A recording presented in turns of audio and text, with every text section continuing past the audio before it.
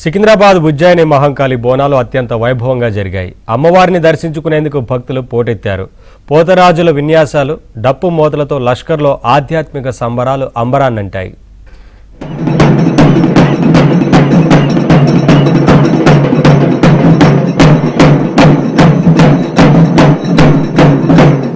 సికింద్రాబాద్ లోని శ్రీ ఉజ్జయిని మహంకాళి బోనాలు అత్యంత వైభవంగా ఆధ్యాత్మిక శోభతో కనువిందుగా జరిగాయి.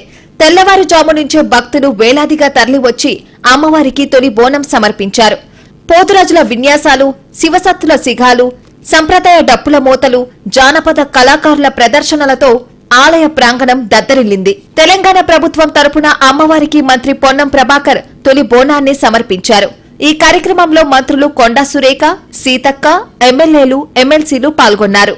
ఈ బోనాలకు వచ్చిన ప్రతి భక్తులు కూడా వారి కోరికలు కోరుకొని మరి బోనం సమర్పించుకొని మళ్ళీ వచ్చే సంవత్సరం వరకు కూడా మమ్మల్ని అందరినీ కూడా ఆరోగ్యంగా మరి ఆనందంగా ఉండాలి, మా పిల్లలు సుఖశాంతులతో ఉండాలి, అదేవిధంగా రాష్ట్రం బాగుండాలి, రైతులు బాగుండాలి, వర్షాలు రావాలి, ఎటువంటి జబ్బులు కూడా మాకు దరికి చేరకూడదు, అందరం కూడా సంతోషంగా ఉండాలని ఒప్పుకొని వెళ్లడం జరుగుతుంది. ఈ జాతరలో రాజకీయ ప్రముఖుల సందడి కూడా జోరుగా సాగింది.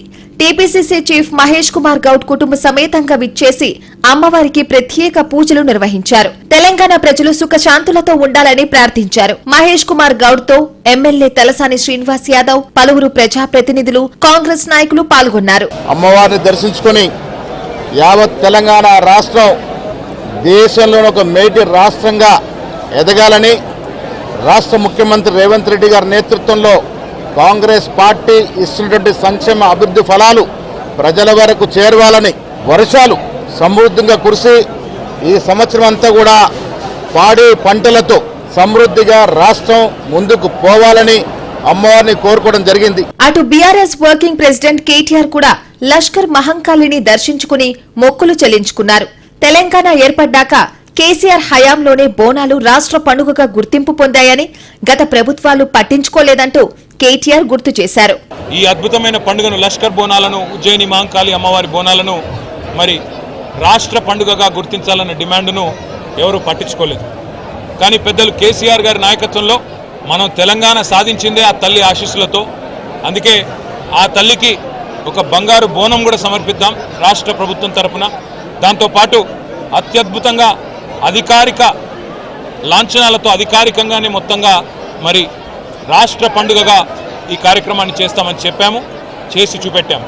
మరోవైపు కాంగ్రెస్ ప్రభుత్వంపై కేంద్ర మంత్రి బండి సంజయ్ తీవ్ర స్థాయిలో మండిపడ్డారు. హిందూ పండుగలను ప్రభుత్వం నిర్లక్ష్యం చేస్తుందని, రంజాన్ కు ఇచ్చినట్లుగా బోనాలకు నిధులు కేటాయించడంలో వివక్ష చూపుతున్నారని ఆగ్రహం వ్యక్తం చేశారు. ప్రభుత్వము కనీస సౌకర్యాలు కల్పించడం ప్రభుత్వం నిర్లక్ష్యం వహించింది.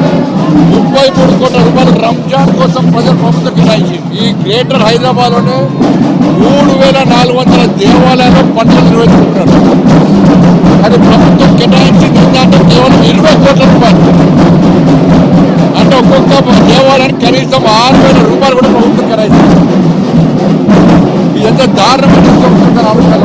లక్షలాది మంది భక్తుల రద్దీని దృష్టిలో ఉంచుకుని అధికారులు క్యూ లైన్లు, వాటర్ క్యాంప్స్, వైద్య శిబిరాలు ఏర్పాటు చేయగా సిపి సజ్జనార్ దంపతులు కూడా అమ్మవారికి బోనం సమర్పించి మొక్కులు చెల్లించుకున్నారు. దాదాపు 2500 మంది సిబ్బందితోని చాలా ఒక గట్టి బందోబస్తు ఏర్పాటు చేయడం జరుగుతుంది. అట్లానే మనము traffic, she teams, crime teams అందరు కూడా కోఆర్డినేషన్ చేసి, అట్లానే మన డిఫరెంట్ స్టేక్ హోల్డర్స్ అయిన జిహెచ్ఎంసీ, ఎండోమెంట్స్ వాళ్ళతో కూడా కోఆర్డినేట్ చేసి ప్రజలకి ఎటువంటి ఇబ్బంది లేకుండా బందోబస్తు చేయడం జరిగింది. భక్తి శ్రద్ధలు, జానపద కళల వైభవం మధ్య లష్కర్ బోనాల వేడుకలు అట్టహాసంగా జరిగాయి. సోమవారం భక్తులు ఎంతో ఆసక్తిగా ఎదురుచూసే రంగం భవిష్యవాణి కార్యక్రమం అనంతరం గజవాహన సేవ, ఘట్టాల ఊరేగింపు వైభవంగా సాగనున్నాయి. పోలీసులు భారీ బందోబస్తు నిర్వహించడంతో పాటు నగరం నలుమూలలా సీసీ కెమెరాల నిఘాను ఏర్పాటు చేశారు. ట్రాఫిక్ మళ్లింపులు చేపడుతూ భక్తుల రాకపోకలను ఎప్పటికప్పుడు పర్యవేక్షిస్తున్నారు.